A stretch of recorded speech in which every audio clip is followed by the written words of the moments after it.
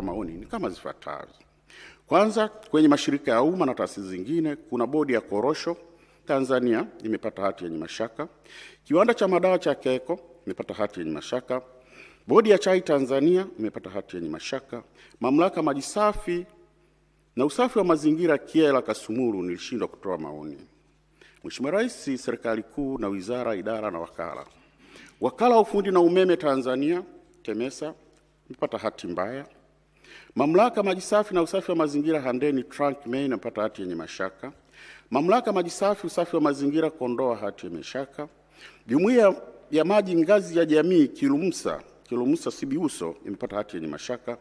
Jumuiya ya maji ngazi ya jamii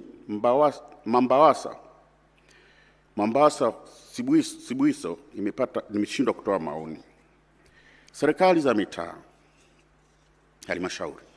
Halmashauri ya Manispaa Kibaha imepata hati yenye mashaka. Halmashauri ya wilaya Msalala imepata hati yenye mashaka. Upande wa vyama vya siasa, chama cha Civic United Front kwa maana CUF imepata hati yenye mashaka. Chama cha National Construction Alliance NRA imepata hati yenye mashaka. Mheshimiwa Rais, sababu kuu zinazopelekea kutolewa kwa hati zenye kasoro ni pamoja na upungufu wa nyaraka toshelevu za kuthibitisha uhalali wa malipo, matumizi yasiyothibitishwa, kutofautiana kwa mizania ya hesabu, pamoja na kutozingatia viwango vya kimataifa vya uhasibu, yani IPSAS na IFRS.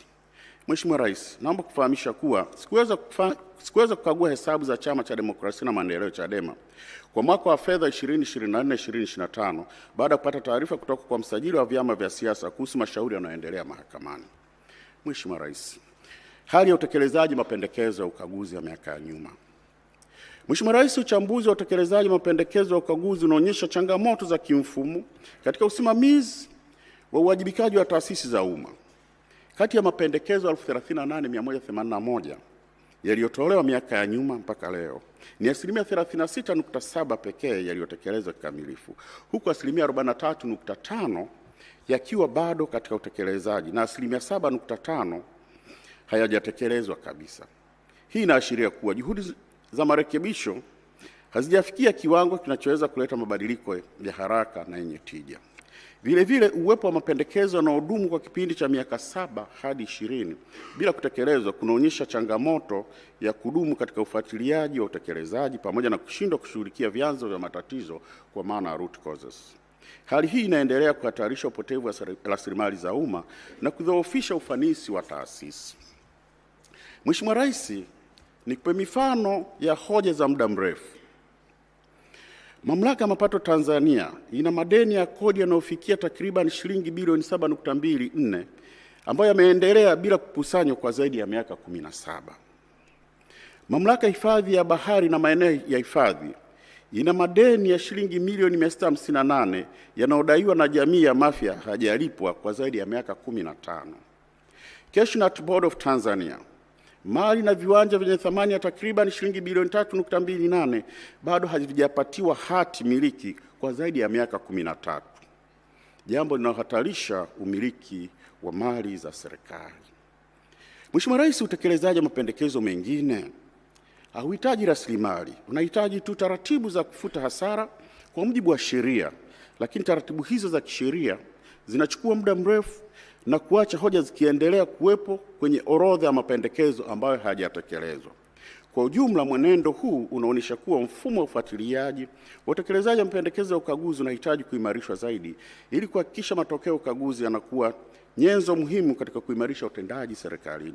Mheshimiwa Rais, changamoto hizi zinatokana na kukosekana kwa mifumo madhubuti ya uwajibikaji katika taasisi za serikali kwa ajili ya kuratibu ufuatiliaji wa hoja za CAG na utekelezaji wa mapendekezo ya ukaguzi.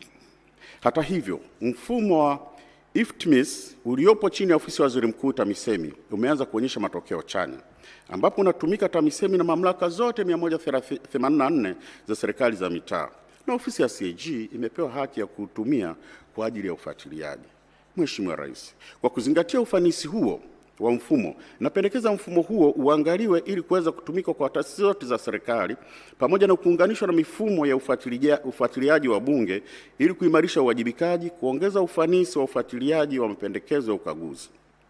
Mheshimiwa Rais pia anapendekeza mlipaji mkuu wa serikali awasimamie maafisa masuhuri kuhakikisha wanatekeleza mapendekezo ili kuondoa mrundikano wa mapendekezo ambayo hajatekelezwa kwa muda mrefu. Kama nilivyosema, mengine hahitaji tu kufuta hasara ambazo zimeonekana ni hasara, ni kuleta kwa mlipaji mkuu wa serikali, CAG akithibitisha, tunapeleka bungeni, zinafutwa na kuziondoa kwenye ile orodha ya hoja ambazo hazijatekelezwa, mapendekezo ambayo hayajatekelezwa. Mheshimiwa Rais, mwenendo wa deni la serikali. Mheshimiwa Rais, hadi kufikia tarehe 30 Juni 2025, deni la serikali lilifikia trilioni 110.05. Kiasi hiki kinajumuisha deni la ndani la shilingi trilioni 35.5 na deni la nje la shilingi trilioni 74.55. Mwenendo huu unaonyesha kuwa ndani ya mwaka mmoja deni limeongezeka kwa shilingi trilioni 12.7 sawa na asilimia 13.04 ikilinganishwa na mwaka wa fedha wa 2023/2024. Ongezeko hili limechangiwa zaidi kwa kuongezeka kwa mikopo ya nje pamoja na kushuka kwa thamani ya shilingi dhidi ya dola ya Marekani, ambao kushuka kwa thamani kumechangia ongezeko la deni la shilingi trilioni 2 kutokana na exchange rate.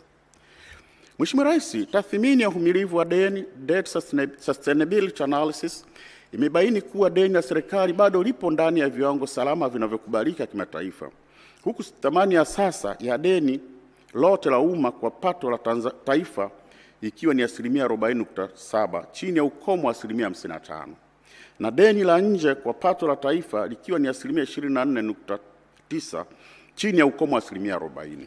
Aidha, uwiano wa deni la nje kwa mauzo ya nje ni asilimia 125.5 ambao bado upo ndani ya kiwango cha asilimia 180. Viashiria hivi pamoja na ukuaji wa uchumi vimeimarisha uaminifu wa Tanzania kimataifa, jambo linaonekana kupitia ukadiriaji mzuri wa utulivu wa hadhi ya ukopaji ambao Moody's wametupatia daraja